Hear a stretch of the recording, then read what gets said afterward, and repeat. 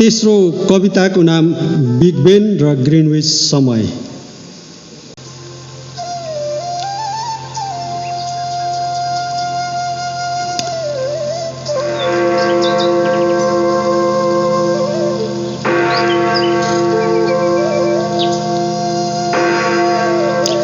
Big Ben अग्लो भवनको टुप्पोमा बसेर घडीका काँटाहरू घुमाउँछ।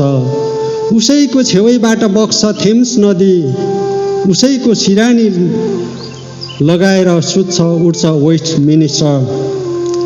हिउँदमा हिउँले ढाकोस् वा चिसोले ठिङ्ग्रियोस्, अथवा वर्षायाममा घामको तापले पग्लियोस् र पसिनाले पखालियोस्, इँटा र ढुङ्गाको पर्खाल जो अटल छ, आस्था र विश्वासको काँटा चलिरहन्छ।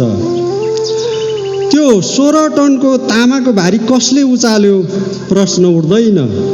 कसले बनायो टोपी खस्ने बहल, तर्क बहस वा वाद विवाद केही गरिँदैन।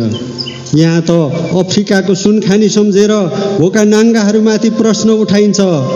अरबमा तेलको कुवा देखेर डाउनिङ स्ट्रिट तिर्खाले छटपटिन्छ। विश्वका कुना कुना देख्ने आँखाले आफ्नै आँगनलाई हेर्न बिर्सिन्छ। लन्डनमा बिहानको समय काठमाडौँमा मध्य दिन हुन्छ।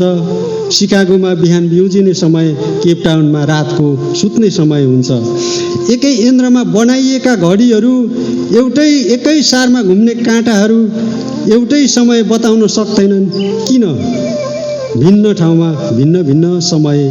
मानिसले मानिसलाई जित्न सके पनि प्रकृतिलाई जित्न सकेन कसैले। बिग बेन विश्व समयको साँचो हातमा बोकेर ग्रिनविच समय बाँडिरहेछ। मानिसहरू न दिनमा सुखले बाँच्न सकेका छन्, न रातमा ढुक्कले निदाउन सकेका छन्। आफ्नो लागि दिनरात भन्न नपाई जीवनमा सजाइएका सुकोमल सपनाहरू पुरा हुन्छ कि हुँदैन, तर जीवनको काँटालाई पछ्याउन छाडेका छैन। जीवनको काँटालाई पछ्याउन छाडेका छैन। धन्यवाद। यसपछि चौथो कविता वाचनको लागि